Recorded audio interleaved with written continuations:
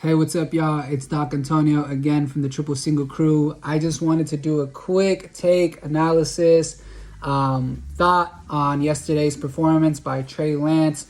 Again, first and foremost, it is preseason. It's important to acknowledge that Kyle is not opening up his whole playbook. It's even important to acknowledge that there is a chance that he's told Trey not to just run anytime he can, right? To actually try to stay in the pocket. To continue to work on his mechanics and make the right reads and throws, right? Because there was definitely a lot of moments, even in the first preseason game, where Trey could have probably took off and got a gain of 10, 15, maybe even 20 yards, but he didn't. He hung tough in there. First game, the O-line play was awful. This game, O-line play was a lot better. He just started off really shaky. I'm not going to say I was worried, but I was a bit frustrated because it still continued to seem like the struggles weren't talent driven, but more so just hesitation. He was hesitating. It seemed like he was thinking too much, because there was definitely different times where he could have just thrown the ball or stepped up a little bit and thrown a more accurate pass. But nonetheless, he came back strong and ended his performance extremely strong, showing all the different traits that I'm sure had Kyle just screaming for joy when he had the chance to pick Trey. I think the report goes that even after seeing Justin Fields ball out in his private pro day or like additional pro day that was specifically for San Francisco, that on the plane home, Kyle was like just dissecting Trey Lance film and showed John like, hey, look at all these great things that we could probably incorporate into our offensive playbook with this guy, who, in my opinion, just reminds me a lot of a young Josh Allen. I think that's like his best comp. A very lazy comp is Colin Kaepernick. That's lazy. Cap was faster.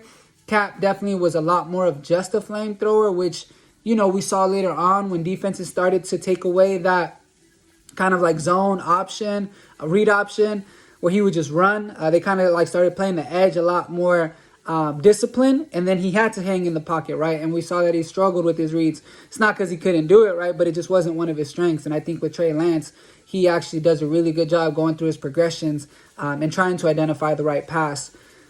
So yeah, and I think Josh Allen has learned to do that really well, and so that's who I think Trey Lance really resembles, at least at this point in time. I know that other comps are like a Patrick Mahomes, but I don't know if he's there yet, right? But I think a young Josh Allen sounds good. Although Patrick didn't start his first year either, right? He sat behind Alex Smith, so maybe that will be Trey's trajectory. I mean, hell, that'd be awesome if that means he leads us to a 6 or 7 Super Bowl ring. Sign me up, right? Sign me up 2 days a week, 3 days a week, 7 days a week. Forgive me using a bad example, but sign me up is basically what I'm trying to say.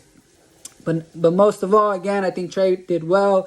You could see the strength in his arm and some of those passes that just were missiles into the hands of receivers. And I do think the receivers are having to adjust to that. I do think they're having to account for his throws being a lot more impactful on their hands than maybe a Jimmy Garoppolo's throw. And that's no knock on Jimmy, but, right, that's not necessarily his strength. Jimmy's a lot more of an intermediate type of passer, very sharp when he's in his rhythm. But it's all like 5 to 10 yards, right? If he throws a 15, 20, that's a plus, which he can do, right? But it's not really with zip. It's usually because the offensive scheme led to there being a really great opening for him to throw the ball in there. And when he's in rhythm and he's doing it well, Jimmy's a great quarterback too. But I'm really excited to just see what else Trey can bring to the table.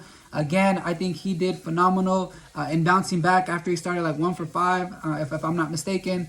INT, right? What I love about him is that he does not stop throwing the ball. He still has that confidence. He still has that poise. And at 21, and after not having played in over a year because of all this COVID stuff, I was just highly impressed. And I'm really excited just to see him continue to progress, especially once Kyle opens up the playbook and he's really utilizing all of Trey's skill sets.